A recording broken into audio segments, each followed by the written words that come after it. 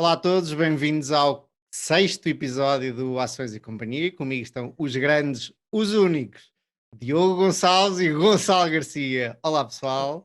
Como é Como é que que é, é? malta? Então nós hoje temos aqui dois fundos. Eu sinto-me mal por não ter fundo. Diogo, que fundo é o teu? O meu fundo é o símbolo do Wall Street Bets, o grupo do Reddit que andou aí e anda aí a fazer moça nos mercados, na GameStop e noutras empresas. E o que é que nos trazes hoje? E o que eu trago hoje é falar um bocadinho sobre balanços e sobre quão conservador deve ser um balanço ou não, quão dinheiro deve ter, se há certas empresas que podem ter mais ou menos dívida e sobre questões de quão conservador uma empresa deve ser. Muito bom tema. Gonçalo? O meu fundo de imagem é um relógio e eu vou falar um bocadinho sobre timing, concretamente sobre timing de venda e o porquê que, pelo menos para mim, ser ainda mais difícil do que decidir o timing de compra. Acho que para todos.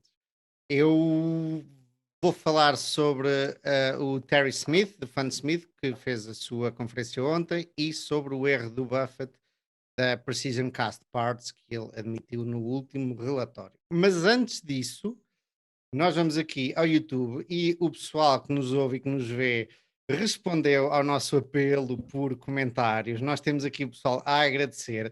Alguns dos comentários eu não vou lê-los todos porque, obviamente, não temos tempo para isso, mas nós temos aqui o LR que nos comenta, gostava de ouvir um tema, um podcast, um episódio sobre dividends e recompra de ações. Um ótimo tema para conversar um dia destes e comenta, em relação ao episódio anterior, a Pepsi em contraponto à Coca-Cola, que a Coca-Cola se manteve mais ou menos no seu rumo, no seu core business, e a Pepsi diversificou para os snacks, etc. Um, um ótimo tema. O investidor Um, club, que é o Daniel, diz, Diogo? um exemplo de uma spawner e de uma não spawner, né? Se calhar. Exatamente, eu já ia ao Spawner já a seguir, porque o Spawner até foi aqui o Royal Orange, que nos disse que gosta da análise em particular, foi o caso da Semapa, gostou também do tema dos modes e deu-nos a dica de fazermos um deep dive nos spawners do Moniz, era um bom tema, e também nos comenta do Rei Dálio e da Macro, portanto isto tudo temas espetaculares para nós regressarmos um dia, vamos tê-los em consideração e ver se os comentamos um dia. E ainda temos aqui o Investidor Club, que é o grande Daniel, conhecido do público do investimento nacional, que nos diz para irmos para o Instagram. O Instagram, eu realmente criei um perfil no Instagram que foi banido ao fim de dois posts, não sei porquê, mas alguma coisa eu fiz que o Facebook não gostou, por isso, mas havemos de lá chegar, havemos de chegar ao Instagram. Vamos então ao tema do dia, pelo menos o meu, e depois, antes de começarmos, Diogo, nós aqui há um episódio ou dois atrás falámos da Seas Candies, e a Seas Candies, tu estavas na dúvida, e eu também, sobre a valorização, a quanto é que o Buffett a tinha comprado, e comprou-a por 25 milhões, e tinha um pre-tax, lucros antes de impostos, de 5 milhões. Na altura, o, os impostos eram de 45%, isto quer dizer que ele comprou a 9 vezes lucro.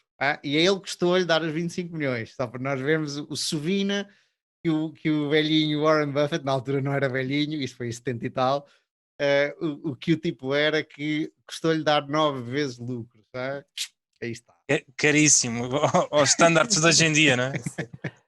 E ele disse até que se tivesse insistido por mais 1 milhão, que ele não valia a pena. Não ia. Já viram?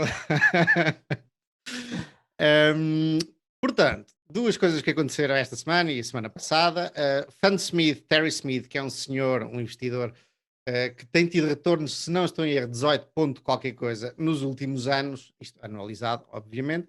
Inglês, está à frente do Fund Smith, de um fundo em que visa qualidade.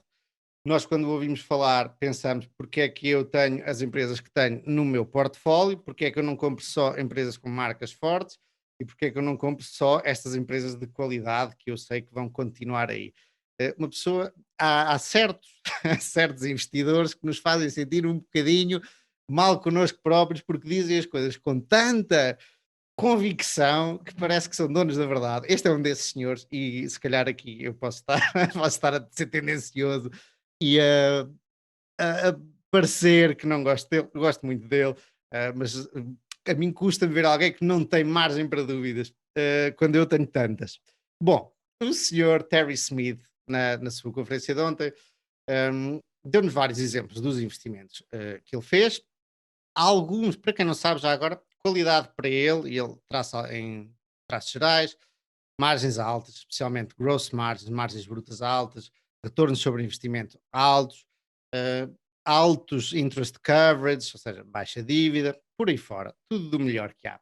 E ele, entretanto, durante 2020, algumas das poucas atitudes que tomou de compra e de venda foi vender a Clorox e a Reckitt Beckinsale, que são duas empresas ligadas a Clorox, até é o nome da lexívia, do produto mais conhecido, um, household products, não sei o termo em português, lexívias, vernizes, ceras para o chão, etc. Produtos de limpeza, etc, etc. E comprou a Nike e a Starbucks porque achou que, mesmo cara, nunca iria comprar a Nike e a Starbucks aos preços que viu em março e abril do ano passado. Uma coisa curiosa, a Clorox que ele vendeu estava nos seus máximos a 34 vezes lucro e a Nike estava não nos seus mínimos, mas bem abaixo do que era habitual nos últimos tempos, a 30 vezes o lucro. Portanto, ele trocou 34 por 30, a diferença não é muito grande, mas a comparação com onde costuma estar tanto uma como a outra foi o que fez a diferença. E este senhor também toca num tema que nós falámos no outro dia, trazido pelo Diogo, que era a inflação, e perguntar-lhe quais eram as melhores empresas para investir num cenário de inflação. Ele, obviamente, fala de empresas com boas margens brutas, capacidade de pricing power e retornos sobre capital altos, e é nisto que ele investe. Obviamente que era isto que ele ia dizer, claro. Aqui, a seguir, é o que eu vou falar também sobre o Buffett, ele fala-nos de um erro que cometeu na SAGE, para quem não sabe, eu acho que até já tinha comentado com o Diogo a SAGE uma vez, e não sei se com o Gonçalo também, uma vez estávamos a beber umas cervejas ali perto do Arco do Cego, e a SAGE o que faz é Inglaterra, é um software de contabilidade, basicamente.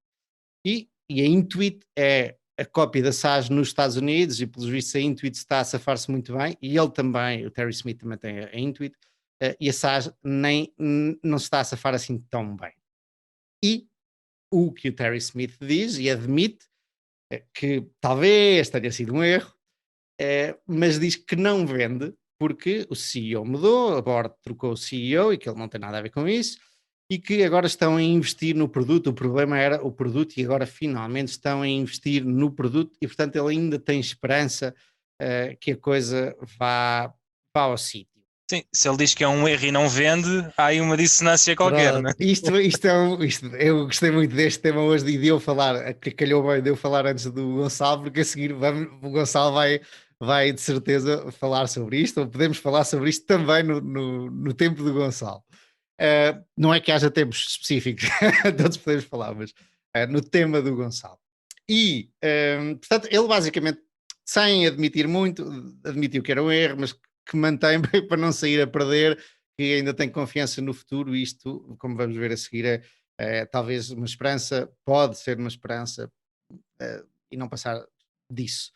Ele ainda comenta uma coisa interessante que é, e eu normalmente falo disto, especialmente com os subscritores, volatilidade normalmente no mundo financeiro é tido como risco, a volatilidade do preço da ação, obviamente, e eu acho que isto, obviamente, a não ser quando estamos alavancados e temos dinheiro, estamos a investir com dinheiro que não é nosso, eu acho isto obviamente errado, e um investidor inteligente até procura volatilidade para se aproveitar das loucuras do mercado, sejam elas para baixo ou sejam elas para cima, mas ele faz um ponto interessante que eu gostei muito. Eu normalmente, sempre que alguém me fala de volatilidade como risco, eu torço o nariz e ando para a frente. Mas o ponto dele é que a volatilidade, no caso de um fundo, e ele compara-se a si próprio com o Bailey Gifford, com um dos fundos da Bailey Gifford, que é muito conhecido porque investem em Teslas e tudo o que está aí em altas, e também, mas só que tem muita volatilidade e tem tido melhores retornos do que o Fund Smith. E ele, para se proteger, para dizer que o dele é melhor, diz que o fundo dele tem menos volatilidade. E ele diz que as pessoas conseguem dormir melhor, obviamente, com menos volatilidade, e conseguem manter a estratégia ao ter menos volatilidade. Portanto, ele não está a ver o preço da ação andar para cima e para baixo como risco ao investimento, mas como risco à pessoa, ao investidor, conseguir aguentar o investimento ou não. E eu acho que ele, neste caso, neste ponto, tem toda a razão. Eu nunca tinha pensado neste ponto, que é a psicologia do investidor, especialmente num fundo, que não tem controle sobre o que é que se passa no fundo, e era aquilo que já todos sabemos que o Peter Lynch falava, que apesar do fundo dele ter dado muito, a maior parte, 90% dos seus investidores não tinha conseguido isso, porque quando o fundo ia abaixo vendiam, quando o fundo ia acima entravam e faziam exatamente o contrário do que deviam fazer. E este Terry Smith comenta um ponto interessante da volatilidade, por nós sermos comuns mortais e termos sentimentos, leva-nos a tomar as decisões erradas na hora errada. Isso pode fazer sentido para um fundo, mas para um individual, não é? Para um investidor particular, acho que não deveria ser algo a ter em conta. Na posição dele, claro que sim, né? Porque o papel dele é que os investidores dele tenham o maior retorno possível. Mas tu tens que ter em conta as tuas emoções, não é? E a volatilidade, muitas vezes, para muitas pessoas, e eu acho que todos nós, uns mais e outros menos, influencia o teu raciocínio. Influencia, mas é o preço a pagar por melhores retornos. Portanto, se quiseres melhores retornos, tens que aprender a aguentar a volatilidade, senão... É curioso, ele acaba exatamente assim com essa frase que tu acabaste de dizer. O próprio Terry Smith? Sim, sim, sim. Muito bom, exatamente.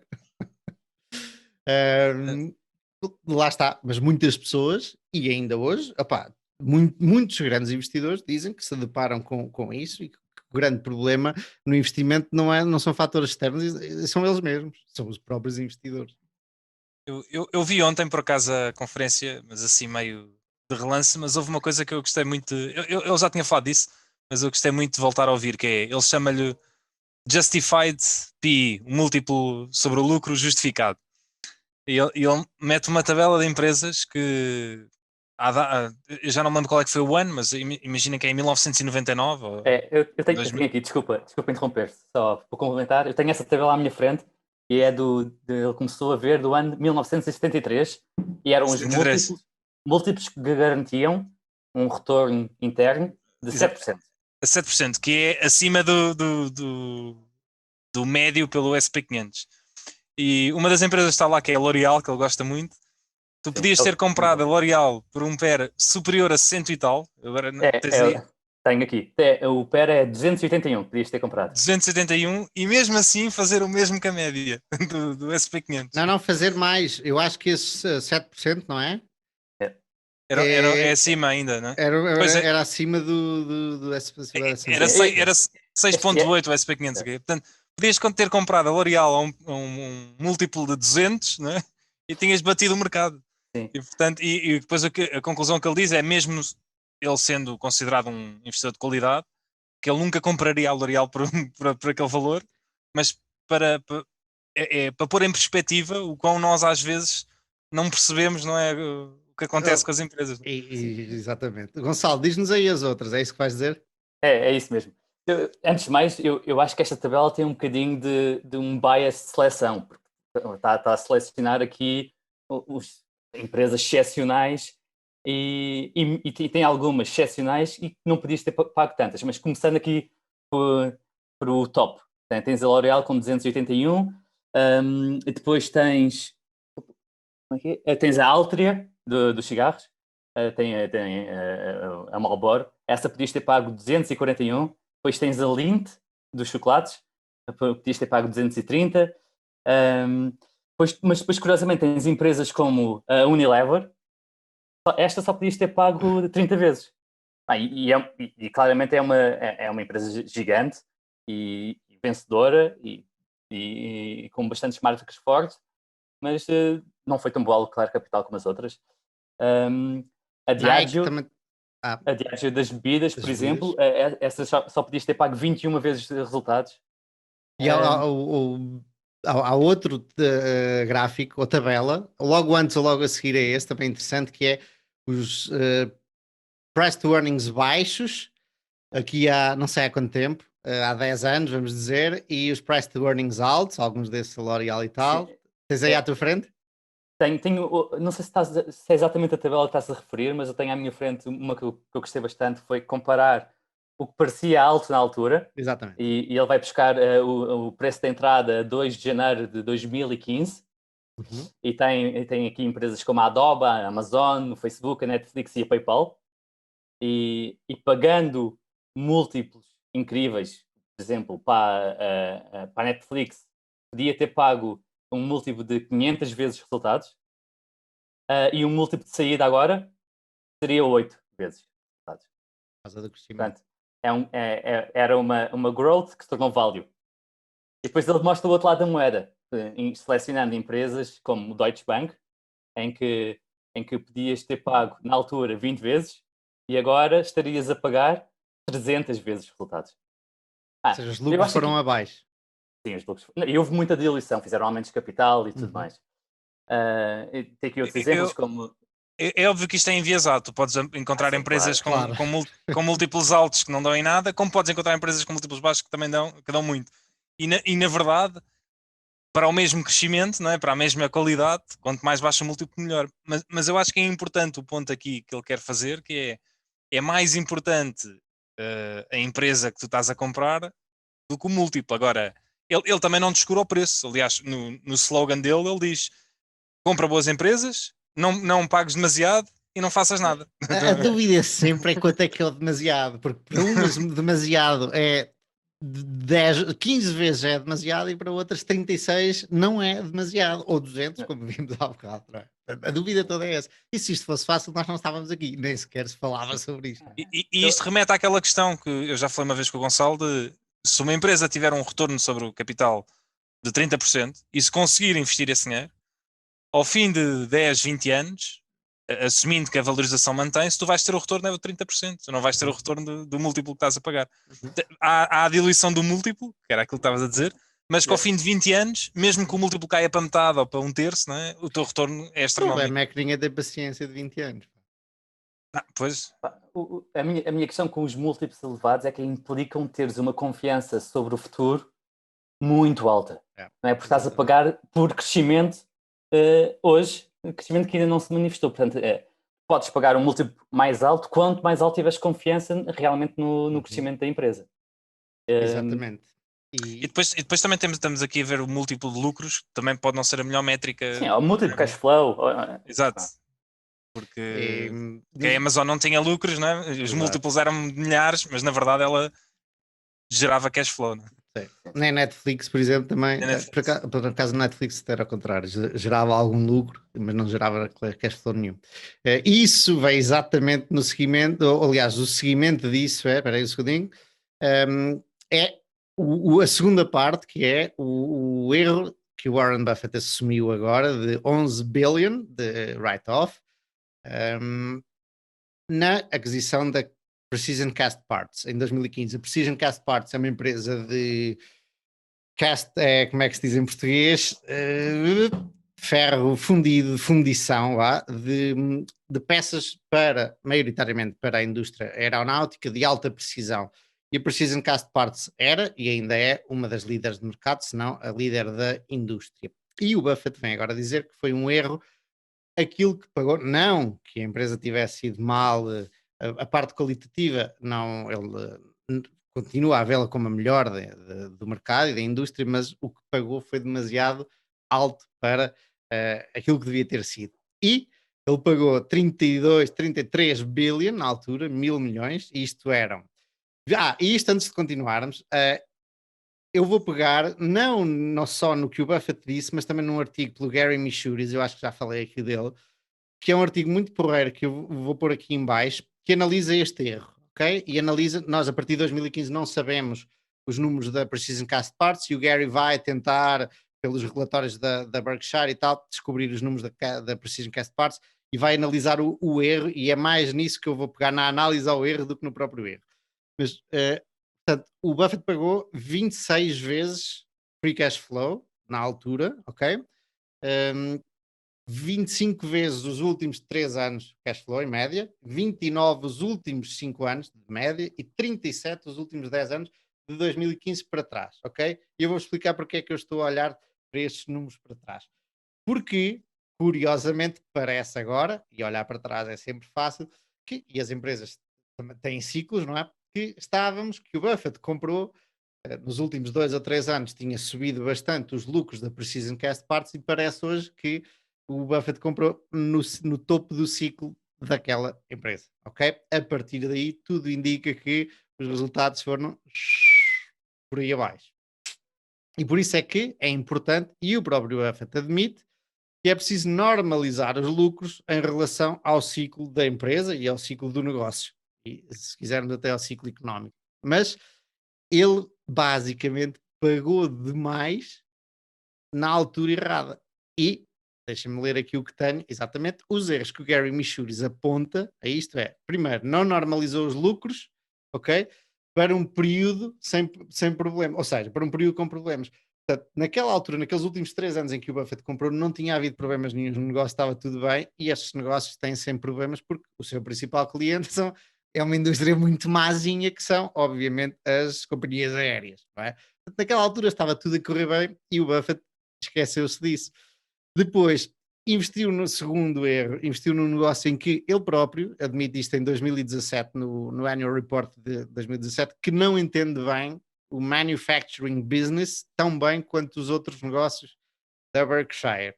Terceiro, pagou um preço que deixou pouca margem de erro. E isto foi mesmo o que aconteceu na Kraft Heinz, e hoje sabemos o que é que aconteceu à Kraft Heinz, também pagou demais. Portanto, conclusão do Gary Michuris, que foi exatamente a conclusão do Gonçalo há uns segundos atrás, ou há uns minutos atrás, quando pagas 25 vezes o lucro, garante que sabes bem que esses lucros vão estar lá no futuro. E em especial quando compras a empresa inteira. Porque se compramos a empresa uma ação, ainda pode haver alguém que vai na nossa ou vai na conversa e depois compra a ação. Mas ele comprou a empresa toda. Portanto, ele tinha que olhar mesmo para os lucros. Não havia outra hipótese. Não era aqui pensar, por quanto é que eu vou vender a seguir? Não, nada disto.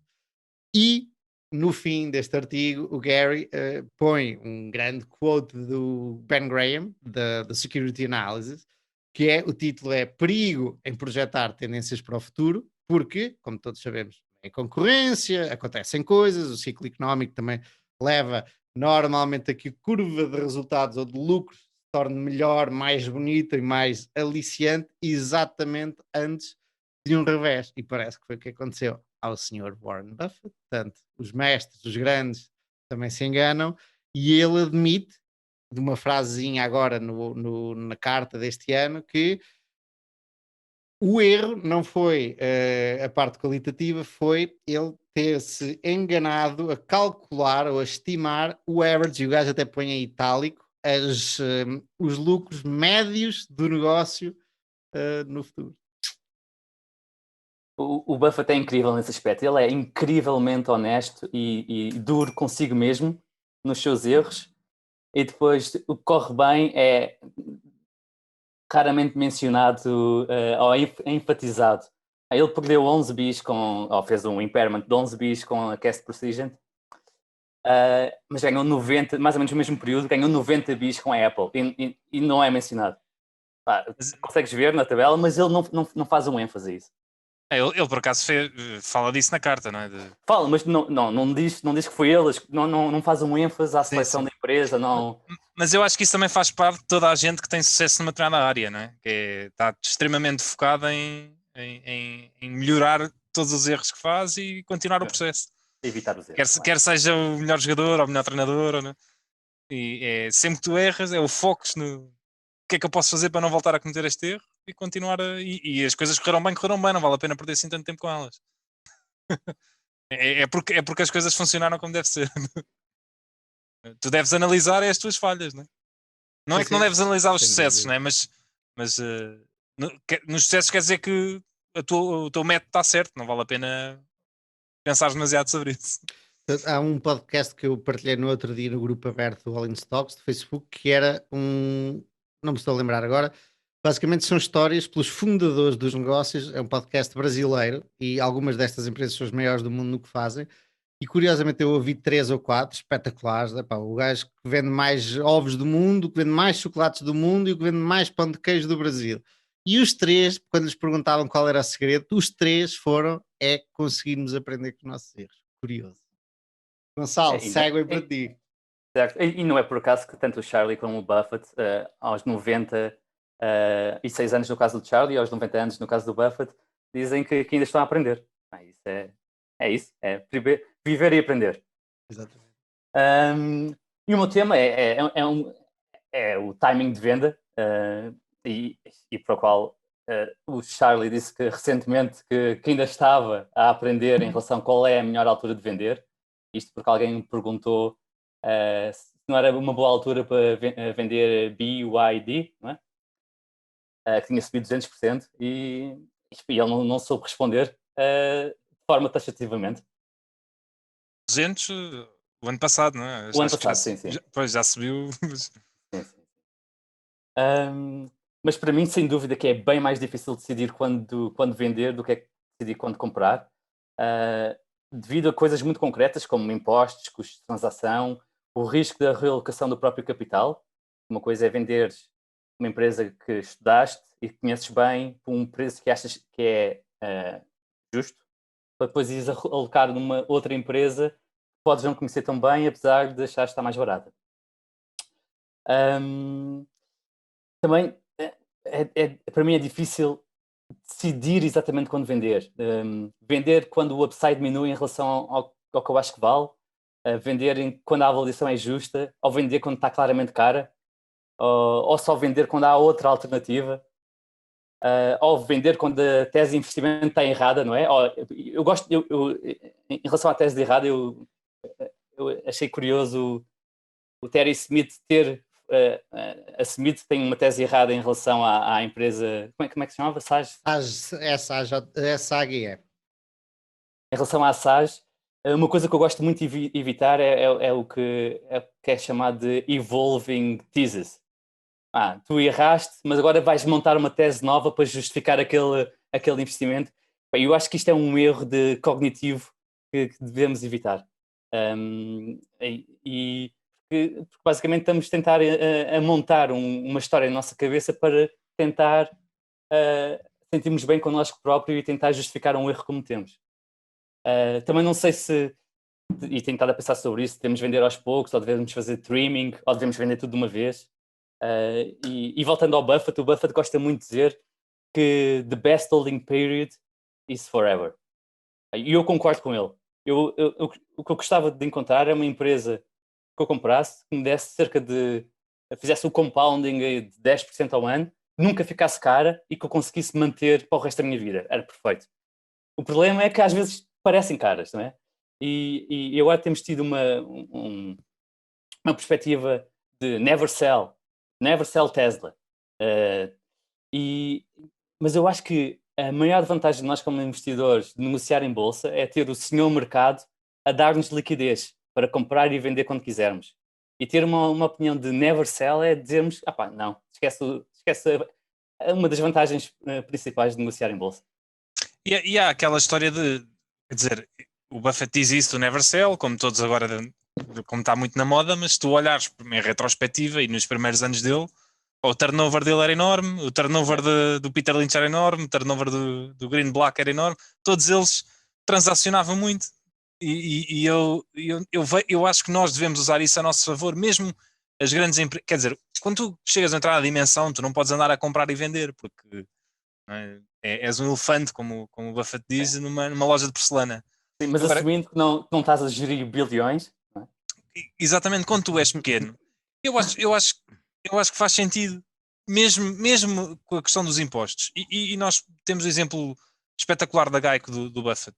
A primeira vez que o Buffett compra a Geico é em 1950 e qualquer coisa, ele fala disso nas cartas.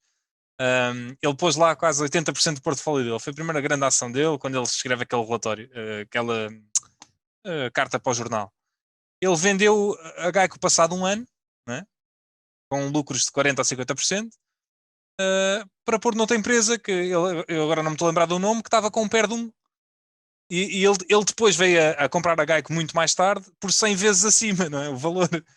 Mas compensou-lhe ou não lhe compensou? Porque uma pessoa pode pensar, se ele nunca tivesse vendido, tinha feito aqueles 100 vezes. Pois, mas ele se calhar fez 200 vezes ao ter Era bom vendido. saber isso. Era muito bom fazer esse estudo. Portanto, eu acho, olha, eu tive uma posição ainda o ano passado em que até hoje acho que ainda foi a minha posição que cresceu mais e foi num curto espaço de tempo, que foi quase 200%. Foi o meu recorde até agora, eu nunca tive uma Tenvegger nem nada dessas coisas. E Eu, queres-nos dizer qual foi a empresa? não, agora, para já ainda não, porque posso vir a voltar a entrar, não é? E é pouco líquida. Estou a brincar, Tem medo que nós que investimos para aí 1 milhãozito ou 2 ou 3, não Não, é? estou a brincar. Foi a Trupanion na altura, que vocês já conhecem. Aliás, eu acho que te falei disso. Não disse que tinha, mas falei dela há uns anos. O ano passado. Maurício, e tu até me falaste da Credit Acceptance por causa das cartas dos investidores. E a ação, o ano passado, subiu 200%. E eu vendia quando ela tinha subido. Aliás, ela subiu mais, subiu 280%. Eu vendi para aí a 200% ou 180% de ganho.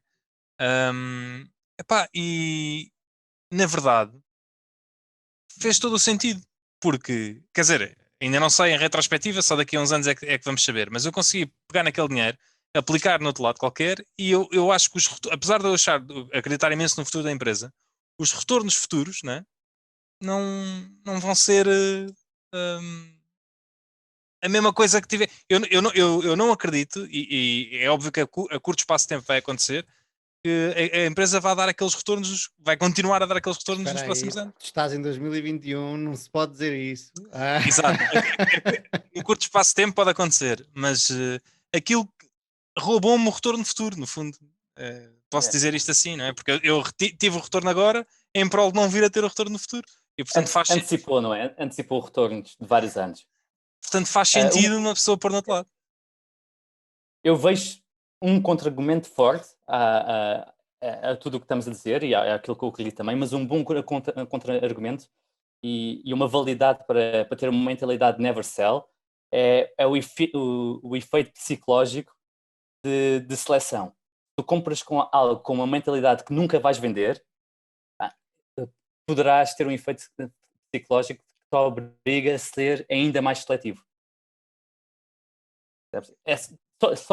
Este é o principal suporte que eu vejo numa never sell approach.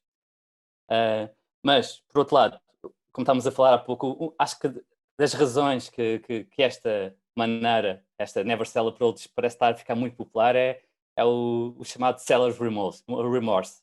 Ter remorsos de ter vendido. Não é? Investidores que venderam Tesla, apesar da avaliação ser aparentemente disparatada, vêm hoje, perderam, ou que não ganharam mais 200%, mais 100%, e sentem um grande erro. Portanto, ter um never sell em ações da moda tem-se revelado uma ótima decisão. Não quer dizer que continua a ser para sempre. E o preço muda o sentimento. Se a ação se partir, as pessoas depois já se começam a sentir espertas. A questão é que nenhuma empresa pode dar retornos de 50% ao ano durante 10 anos, não é? Ou numa Tesla. Imagina, depois de uma Tesla crescer 5 vezes o ano passado, eu não sei o que é que as pessoas esperam, mas ela não pode crescer 5 vezes este ano e 5 vezes no próximo ano, não é? Porque senão absorve os recursos todos mundiais, não é? Lá para dentro. Mas pronto. Sem dúvida. O preço da ação muda o sentimento. O facto de normalmente quando uma ação sobe nós devíamos gostar menos dela porque ficou mais caro e os nossos retornos futuros diminuem, fica mais difícil ter aqueles retornos passados, mas o que nós costumamos ver é que o preço sobe e temos a tendência a gostar mais desta ação e a sentirmos mais perto. Portanto, por isso é que também torna tão difícil uma venda de uma coisa que corra bem. Não sei se vocês concordam ou se têm alguma método de venda que costumam praticar ou como é que decidem como vender? Eu deveria, já fiz tudo, varia de caso para caso, não consigo dizer que haja um método fixo, mas eu acho que o mais importante é sempre, independentemente do que subiu ou do que descer, conseguir desligar disso e focar mesmo na empresa. Ela pode ter subido 100%, se é justificável a subida, não faz sentido vender. Se foi uma subida porque os múltiplos simplesmente expandiram-se, aí se calhar já penso 2 vezes, né? Portanto, é muito importante desligar, não é? Do fundamental e perceber realmente se a empresa realmente faz sentido esta subida, não é? Ou se são só os múltiplos a expandir-se, porque os múltiplos não se expandem eternamente, não é? E portanto, isso, e não é só isso, se os múltiplos expandem, tu podes conseguir analisar a empresa da maneira que tu achas que ela vai crescer e ver qual é que é o meu retorno a partir daqui. Não é? Se eu pego numa empresa que dá um retorno de 15% ao ano e os múltiplos dobram e eu não acho que ela vá crescer, ou acho que ela vai crescer a 5%, então o meu retorno neste momento passou a ser de 7%. Será que eu quero esse retorno de 7%? Será que isso faz sentido para mim? Ou vou colocar para o outro lado? E se os múltiplos voltarem a duplicar, o retorno passou de ser 3,5, não é? Ou 3,70 qualquer coisa. Mas essa justificação, o problema depende do ponto de vista da justificação de olhares para o múltiplo, é que em muitas destas empresas quality compounders que ultimamente, ou mesmo que não sejam quality compounders, mas da moda, mas vamos falar das quality compounders que esses senhores Terry Smith, etc., te dizem para comprares e teres durante muito tempo, elas nunca estão baratas. Portanto, quando é que elas estão mais tu mais ou menos consegues perceber ou definir para ti próprio que não queres esta empresa tê-la a 50 vezes o lucro, ok? Mas numa empresa que nunca esteve abaixo de 50 vezes o lucro e mesmo assim deu retornos bons, não é? Tu ou nunca a compras e falhas esses retornos, ou compras e depois qual é a tua meta? Qual é a tua métrica se formos pelos múltiplos? Para comprar barato é preciso ter uma paciência de monge, não é? Há alturas em que o mercado cai todo e essas empresas acabam por cair, ou há eventos específicos que tornam algumas empresas muito baratas. Uma no portfólio do Terry Smith e que ele comprou barata foi o Facebook, quando houve o problema da Constellation Software, que eles partilharam os dados. Não? Cambridge Analytica. Cambridge Analytica, exatamente. Mas o Facebook estava a transicionar, salvo erro, a cerca de 15 vezes múltiplo de resultados, ia crescer a 20 e tal % ao ano, como tem vindo a crescer. Ele comprou essa empresa, tornou uma das empresas principais do fundo e agora está no top 10 do fundo dele. E nunca, ele diz que nas cartas que escreveu aos investidores, que foi a empresa que mais pushback teve dos investidores. De investidores de longa data dele a dizer para vender, por favor vender, que não fazia sentido aquela compra, ia dar razões, e contrarian como ele é, como foi em grande parte da sua vida profissional. Ele Temos disse, segundos. Nunca me senti tão confortável em comprar uma empresa. Estamos de volta. Queres dizer tu, Mário? Estava a esperar que o Gonçalo falasse. Isto para quem nos está a ouvir e para quem nos está a ver, nós fazemos estas conversas por Zoom e temos 40 minutos de timing e depois cortamos e voltamos à conversa e há aqui sempre um corte a meio das nossas conversas. Sim, Gonçalo.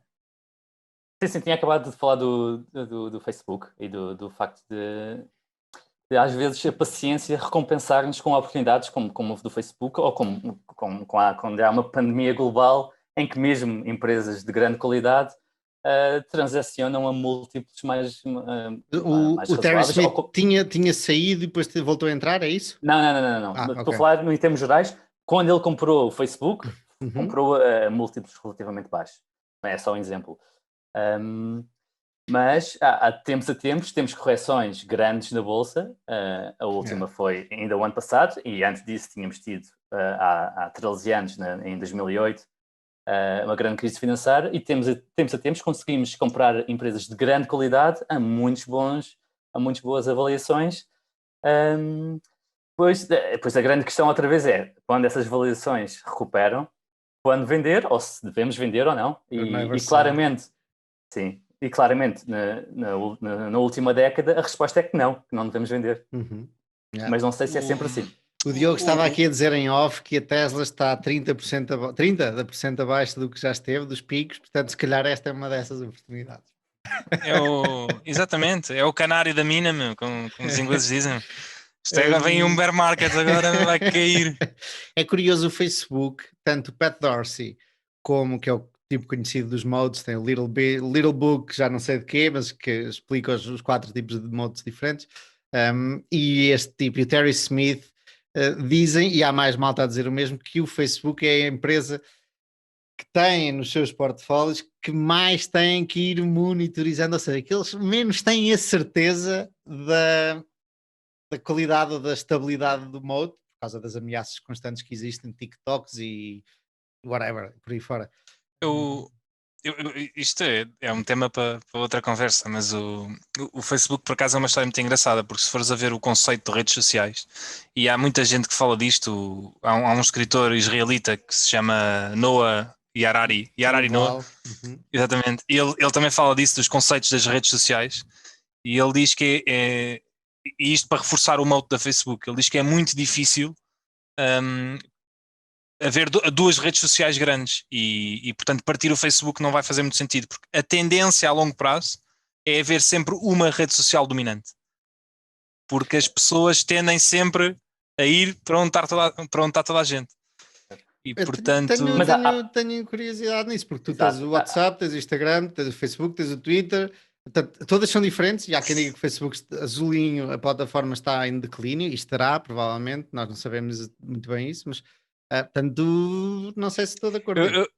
Tu tens muitas redes sociais, mas se tu fores a ver, quer dizer, quer o Twitter, quer o Snapchat, quer as outras redes sociais, são minúsculas ao lado do Facebook, não é?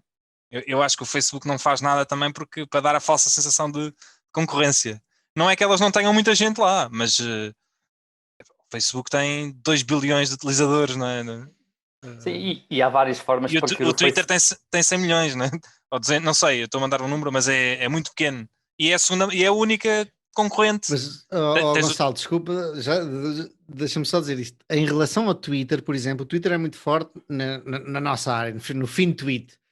Mas, e eu sei que quero coisas desta área e vou ao Twitter, provavelmente se quiser de outra área, não sei qual, vou ao Instagram, que nunca vou, mas não sei se isto não pode acontecer, sectorizar, se é que isso se pode dizer, as plataformas, as redes sociais, ok? Tal como os miúdos estão todos no TikTok, a malta que gosta de ações está no Twitter, não sei se isto não pode acontecer, isso não é o que estamos a ver agora acontecer.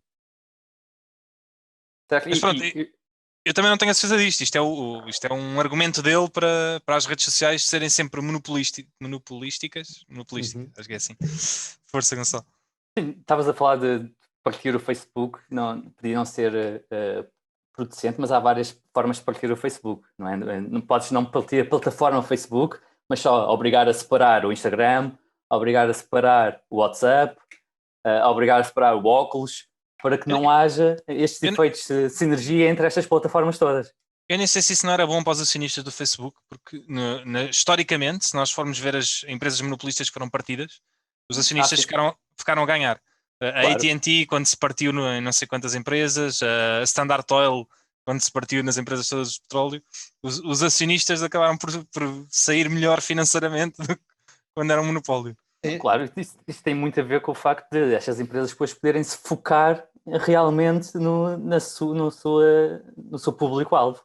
Há muitos exemplos assim, tipo a Ferrari agora, fora da Fiat, é uma empresa que já vale mais do que a própria Fiat, que era a casa-mãe.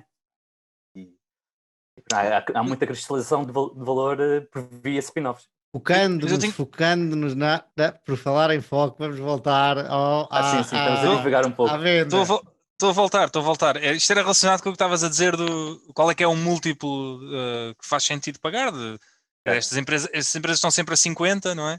Portanto, será que faz sentido? Estão sempre, algumas estão sempre caras, faz sentido comprar ou não faz sentido vender?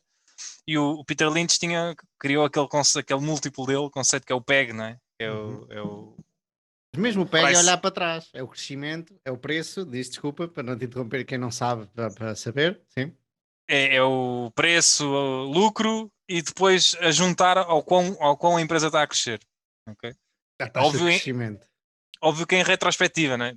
Porque pode ter crescido 10% o ano passado e ia crescer 100% para o ano, ou vice-versa. Daí a importância do artigo da semana passada, que eu trouxe semana passada, do gajo que anda à procura das empresas. Quanto maior crescem, melhor ficam, mais fortes ficam. O tipo é nisso. Olha. Sorry. O tipo nisso, desculpem lá, teve aqui um percalço.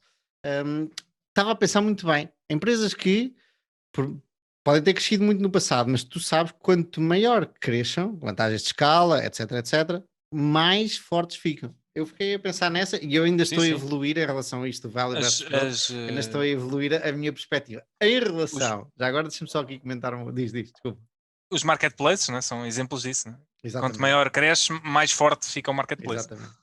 O Gonçalo, quando me disse do tema que vinha falar, eu fui procurar aqui a minha conta de giro. Portanto, não estão aqui todas as ações que eu tenho ou que já tive, porque também tenho outras corretoras, mas na de giro fui ver todas as que já vendi até hoje, ok? E foram 35 empresas. Eu não estou a contar as empresas que ainda tenho hoje, ok? Eu já vendi Quando é que começaste a investir? Pá, de 2017, digo eu, ok? Pronto, 35 empresas. E há aqui um tema, há vários temas que se cruzam neste teu tema, e acho que podíamos estar aqui muito tempo a falar sobre ele. Um deles é a história da concentração e diversificação, que curiosamente estávamos a falar do Ian Castle, também o tipo comenta que o preço da aprendizagem é o portfólio turnover. Pá, tu ao início, primeiro, o Munger diz que para que é que tu vais investir em mais do que 2 ou 3 grandes empresas, estás a fazer diversification, não é? Como todos Yeah. sabemos, mas para chegares ao nível do Munger, opa, tu vais precisar de investir em muitas empresas que ouviste falar bem e percebes que é um erro, ou eventualmente apercebeste porque tu te apercebes mesmo, ou porque a empresa foi ao charco, ou porque a ação veio abaixo. Há aqui montes, o processo de aprendizagem do investidor é aliás, como estávamos a falar há bocado, é a vida toda. Portanto, para um gajo chegar a esse nível zen, guru do Charlie Munger, tem que passar e errar muito, e quanto mais rápido errar, o problema desta profissão, ou desta craft, desta arte, é que o feedback loop é muito lento. Um gajo, para saber se errou, às vezes precisa de esperar anos, ou para saber se não errou, precisa de esperar anos. É daí a dificuldade disto. Se isso fosse como um jogo de futebol, todas as semanas nós sabemos se estamos a melhorar ou se não estamos a melhorar, não é? Isto era muito mais fácil. O problema é que é difícil. Mas só para terminar, e isto é engraçado porque eu nunca fiz este exercício e devia fazê-lo mais a fundo. Das 35 empresas que vendi, 20 o preço subiu, ok? Portanto, à partida terão sido erros de 20, terão sido erros. Mas subiu mais do que o teu portfólio restante fez? Pois é isso, eu não fui ver, não fui, epá, eu fiz isto há bocado, ok? Portanto, Ok. fiz isto assim um bocado a correr. Mas essa seria a análise, não é? Tens toda a razão, tenho que fazer essa análise forte. Depois das 35, e esta é a parte importante, especialmente porque isto foram os primeiros anos de aprendizagem.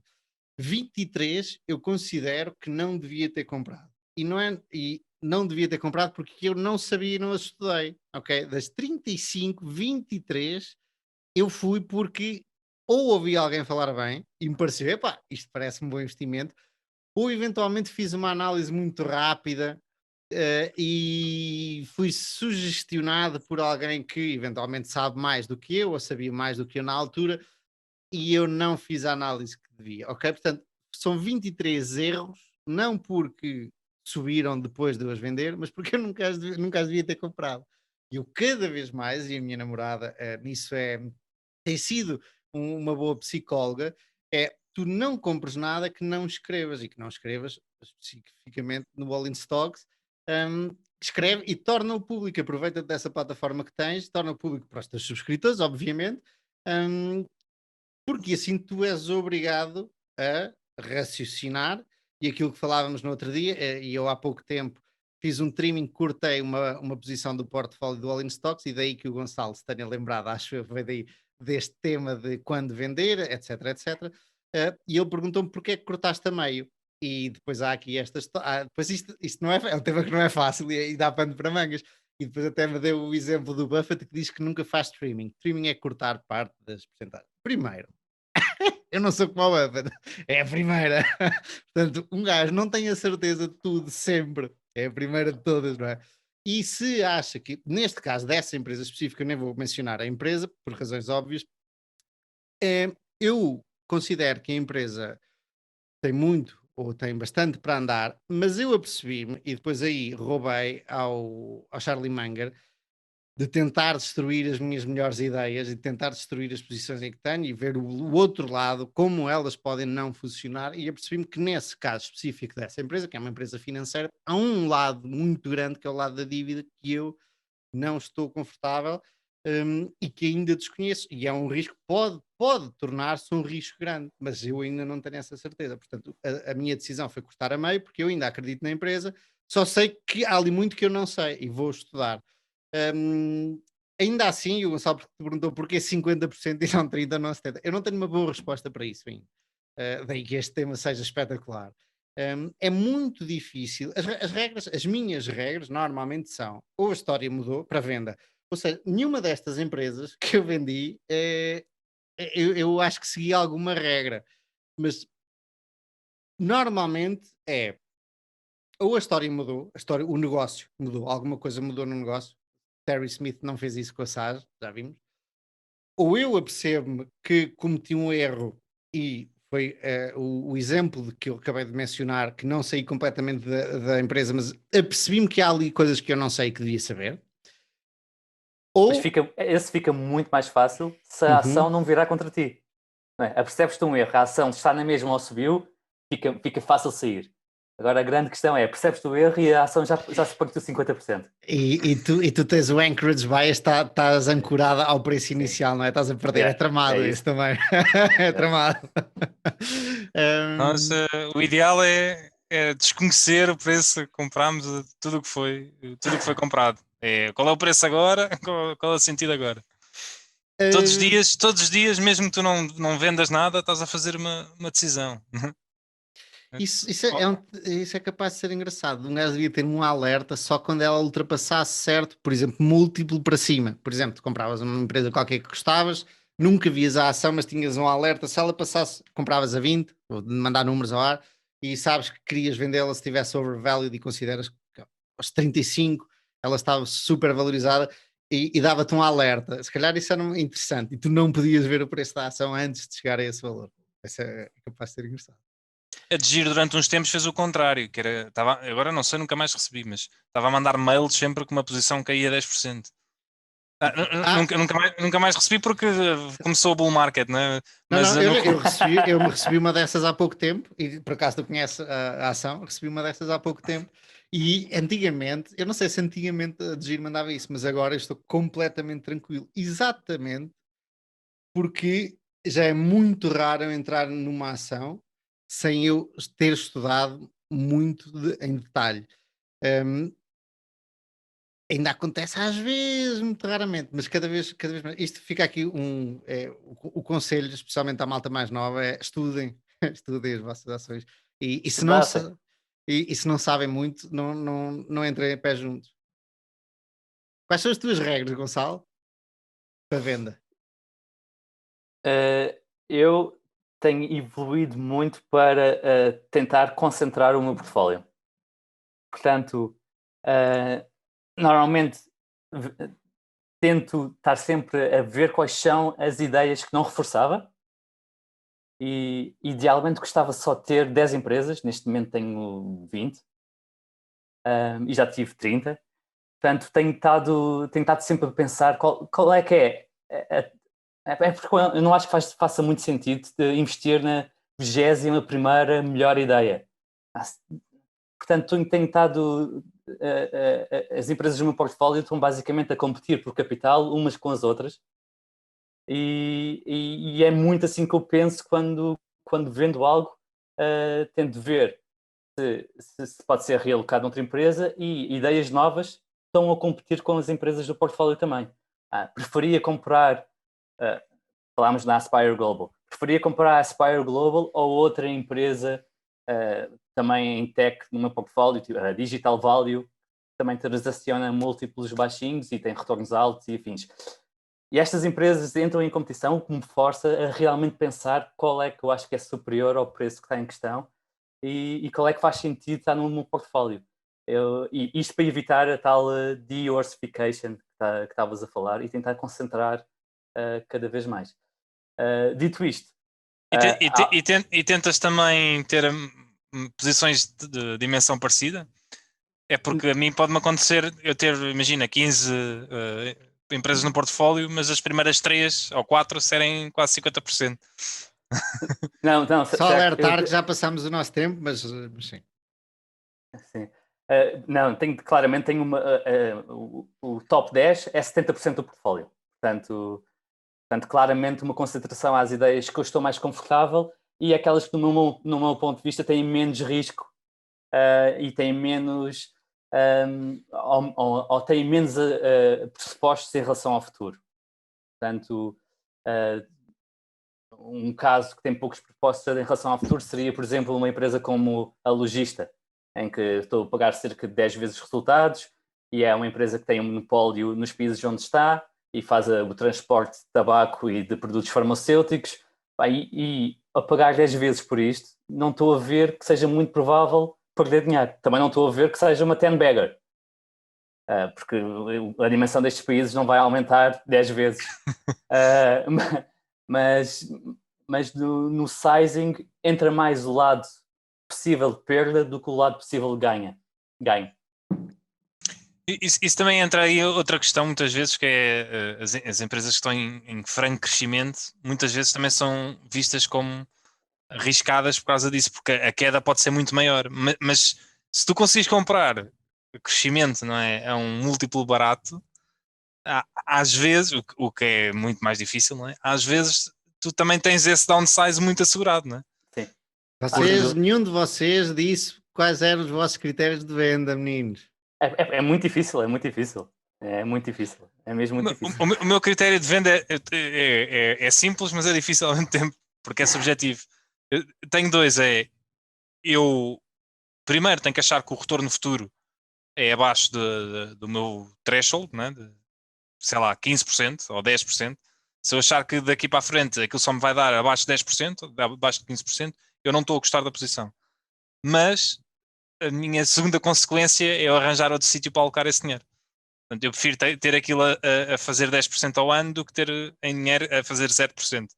Portanto, se eu achar que futuramente os retornos são diminutos e encontrar outro sítio onde os retornos são maiores, eu vendo. São essas. Só que isto é subjetivo, claro. Sim, mas esse threshold de 15% não te permitiria, por exemplo, comprar uma Berkshire.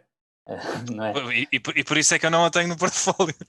Mas eu tenho Berkshire no meu portfólio, é porque eu acho que o retorno ajustado pelo risco do portfólio e pela quantidade de cash bom. e a estabilidade de tudo aquilo dos negócios intrínsecos da Berkshire é tal, eu estou confortável em só ter 7%, que é o que o Berkshire vai conseguir.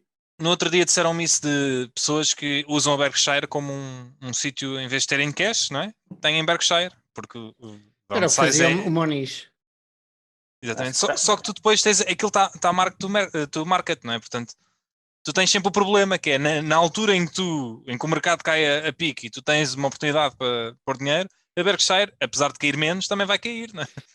Mas Portanto, espera aí, tu estás tu que tens um porto, estás 100% investido, então estás a jogar contra ti próprio. Esse argumento é contra ti próprio. Não, Tu exato. também não tens dinheiro de lado, não é? Sim. Mas usar isso como um veículo em que estou aqui à espera até encontrar qualquer coisa, não é?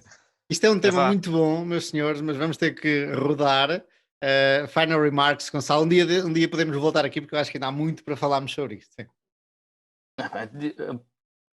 O meu final remark é que é algo que eu preciso de aperfeiçoar, precisamos todos, e mesmo que tenha os 96 anos do Charlie Munger, eu acho que também nessa idade vou dizer exatamente o que ele está a dizer, I'm still learning, ainda a aprender. Ele disse, ainda não sei, nunca tive muitas oportunidades dessas de ter que vender. Porque está caro. Diogo Gonçalves, nós estamos a correr contra o relógio, mas hoje vamos estender um bocadinho para ficarmos todos... Nós também, isto agora vou aqui introduzir, mas também não há problema nenhum em se temos de estender muito, nós ficarmos com 2 temas e depois fala-se... Eu acho que devíamos falar sempre dos 3, mas uns podem se estender um bocadinho mais e outros comprimir-se consoante o interesse do dia. Tu traz-nos balanços, vamos lá então. Balanços.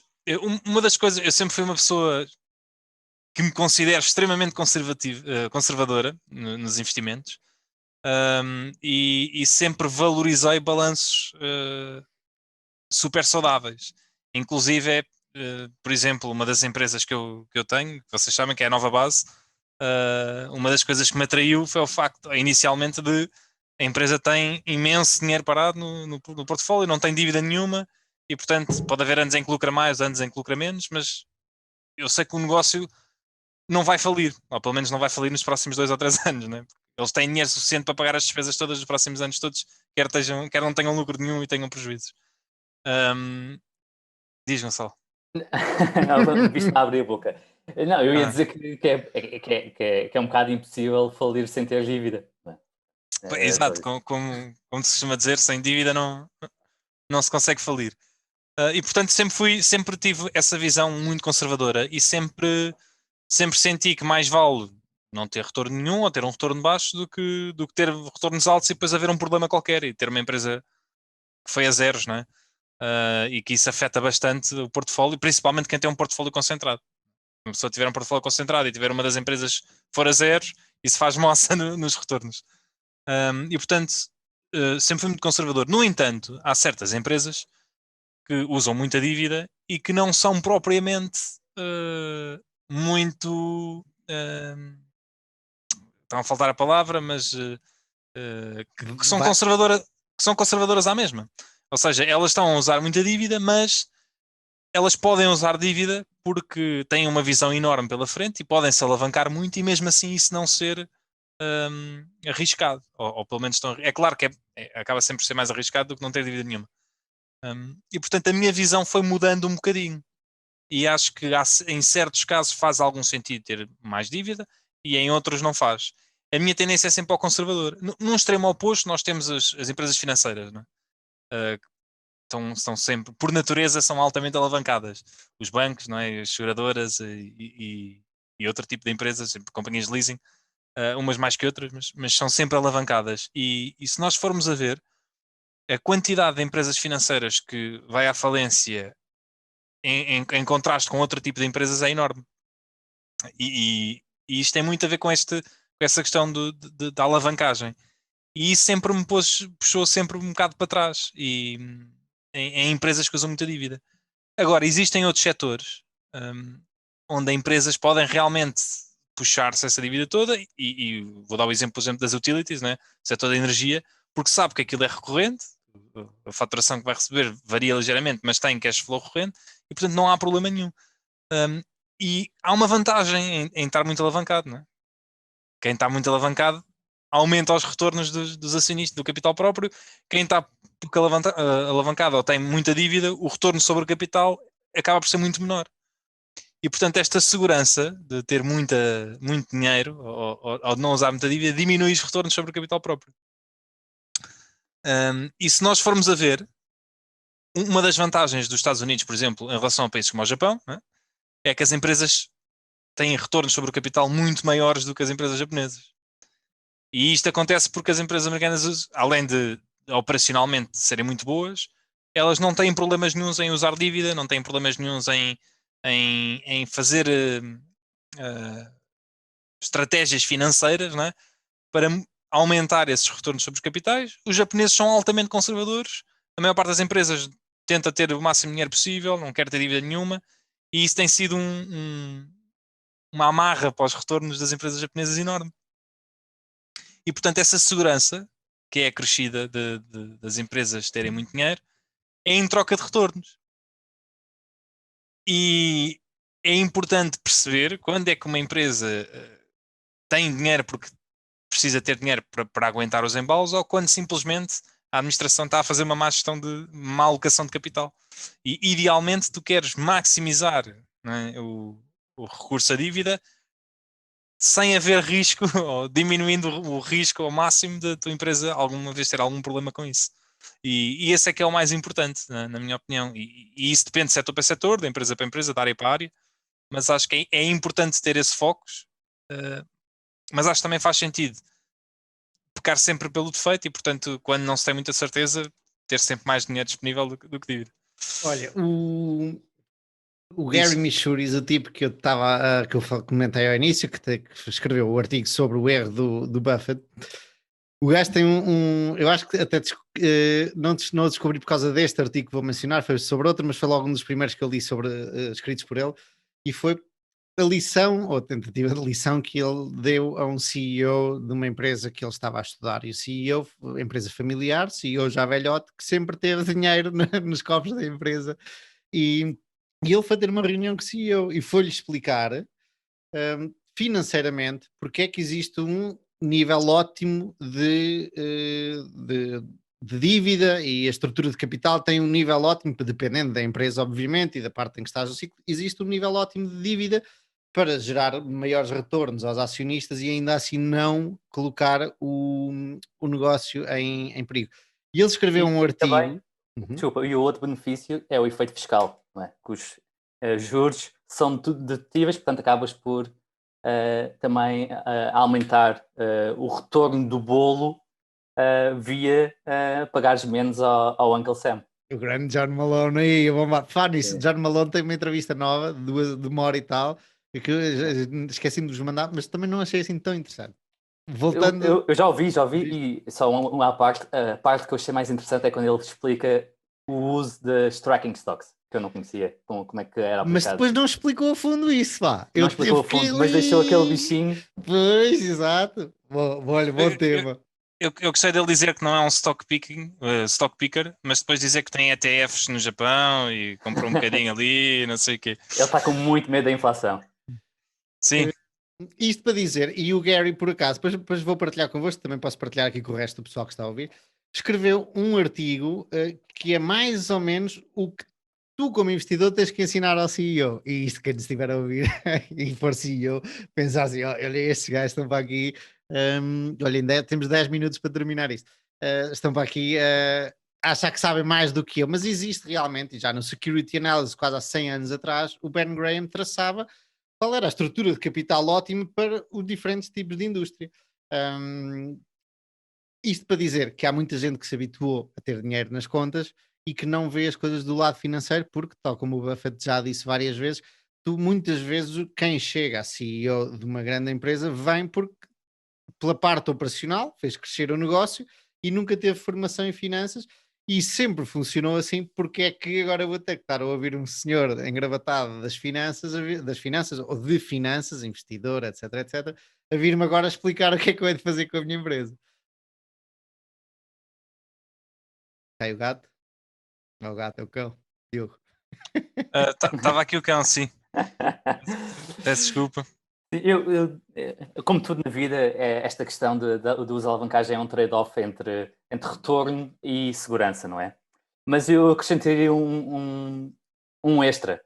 O facto de uma empresa ter muito cash, como por exemplo a Nova Base tem, também há aqui o perigo de alocação de capital, certo? Porque eles têm aquele cash e disseram publicamente que por menos parte se querem usar para aquisições. Portanto, Eles também já vieram dizer que a outra parte vão entregar, não é? Assim, já adiaram-no, mas que têm mais. Acho que falta. É 1,5 € por ação que eles querem entregar. Acho que ainda falta 1 € ou meio, ou 50 cêntimos, já não sei. Mas isso é um risco. O dinheiro ainda traz outra vantagem, que é a opcionalidade, lá está. Uma empresa que não tenha dívida ou que tenha dinheiro tem a opção de vir a ter dívida, não é? E a outra empresa já não é assim. O grande Ben Graham era da opinião que o dinheiro é dos acionistas e obviamente que está lá a bordo, mas para falar pelos acionistas, mas que o CEO não tem nada que dizer o que fazer ao dinheiro, além daquele que é aceito pela board e pela, como é que se diz em português, a board? Assembleia? Não. O Conselho de Administração. Obrigado. E que o CEO não tem nada que agora andar a mexer no dinheiro, que não está obviamente em pré, que não é destinado a estar em pré nas operações, e que é dos acionistas. E para isso deve ser devolvido aos acionistas. Na altura nem se falava muito de recompras de ações. Portanto, o dinheiro da Nova Base é dos acionistas. O problema, mais ou menos por acaso, vários insiders, acho eu, vários administradores, são os maiores acionistas, não são? Sim, sim, sim. Portanto, eles hão de saber o que estão a fazer. Eu posso não concordar com eles, mas isso é outra história. Opa, pode sempre lá meter mais do que eles, e pedir, ou mais um bocado, e pedir um lugar no conselho. Pá. Epá, eu acho que nesse aspecto tu consegues perceber que há uma ineficiência na alocação de capital. Se a empresa durante 10 anos ou 5 anos tiver aquele dinheiro, epá, ir distribuindo algum, mas continua sempre a ter uma quantidade de dinheiro exorbitante, né? E não encontrar nada, epá, pode ser porque não comprou. Aí também temos que dar um bocado na cabeça na própria Berkshire, do Warren, né? Cada vez acumula mais e mais e não tem. E ele próprio sempre disse a carreira toda: se o dinheiro estiver a crescer, é porque eu estou a fazer um mau trabalho. Né? E hoje em dia. mas esse tem desculpa porque tem 10 empresas no mundo onde pode pôr aquele dinheiro, ou 20, e aquilo fazer moça. Né? E mesmo assim tem um retorno médio durante 50 anos de 20% ao ano. Também dá. Sim. Tem outro arcabouço. Se alguém o tem, é ele. Mas a verdade é que há uma má alocação de capital. Tu terias maiores retornos se eles fizessem qualquer coisa com aquilo, nem que seja distribuírem. Porque ao distribuírem, o múltiplo depois que as pessoas estão a pagar pela empresa provavelmente irá ajustar positivamente. Ou recomprar ações ou fazer qualquer coisa. Do outro lado da medalha está empresas com dívida que podem ter dívida e que as pessoas, por ignorância ou medo ou whatever, acham que nem pensar em investir naquela empresa. Quando pegas num débito EBITDA de 3 e a partir daí não. E existem várias que aguentam muito mais dívida, só que as pessoas pegam nas regras, nas thumb rules rápidas que aprenderam e nunca mais pensam em porquê 3 vezes EBITDA ser muito. Em que indústria é que isto é? Naquela indústria pode não ser assim, porque o EBITDA numa indústria é uma coisa, por exemplo, que olha, estávamos a ver no outro dia a Aspire Global e as dos jogos, olhar para a EBITDA numa dessas empresas, ok, até pode ser válido porque não há CAPEX, não há gastos de capital, despesas de capital. Enquanto numa empresa com grandes despesas de capital, olhar para o EBITDA pode ser, podemos estar a correr riscos se olharmos para ele sem olhar para mais nada. Depois há várias e muitas empresas com dívida que as pessoas simplesmente não olham, e se calhar até bem, se não sabem, é melhor é não fazerem asneiras e ir jogar pelo seguro, se calhar sim. Mas há muita regra rápida que se aprende e não se sabe bem porque é que se aprende, o que é que está por trás disso, a justificação dessa regra. E esse é um caso interessante, tu também já disseste isso no outro dia, que no mercado privado, né, as empresas desse género normalmente até têm muito mais dívida quando são públicas, elas não têm problemas nenhum em ter 6, 7, 8 vezes a EBITDA. Aliás, desde que consigam pagar os juros quase, é a única coisa que interessa, não? O resto... Exato, muitas vezes nunca se paga a dívida, nunca se paga, chuta-se para a frente, arranja-se nova dívida e chuta-se para a frente. No mercado privado com private equity, né? Porque sim, empresas familiares no mercado privado também tendem a ser mais conservadoras. Estamos no fim do nosso tempo, 3 minutos. Tu ainda querias dizer alguma coisa, Diogo? Não, eu estou em constante evolução nisto também. Não faço ideia, isso depende de caso para caso. Eu prefiro ser sempre bastante conservador neste momento, exceto quando isso significa que a administração simplesmente não sabe alocar capital, porque isso é uma grande amarra nos retornos futuros. Uhum. E tenho muita dificuldade em empresas com muita dívida. Ou mesmo com pouca. Não, se eu olhar bem para o meu portfólio, eu acho que tenho uma ou duas empresas que têm um bocadinho mais dívida porque são financeiras, mas dentro do mundo financeiro são super conservadoras. E depois, tirando essas, a maior parte das minhas empresas ou não tem dívida ou tem muito pouca dívida. Não... Eu tenho a dívida é uma coisa que me fascina e que eu ando para aprender mais. E tenho uma outra coisa que acho eu que vais gostar de ler, e depois até um exercício engraçado para fazer. E boa. Depois, se tu gostares, eu partilho isto aqui com o resto do pessoal. Chegámos ao fim. Meus colegas, meus caros amigos, grande Gonçalo, grande Diogo, até à próxima. Até à próxima e um É ótimo o fim de fim. semana.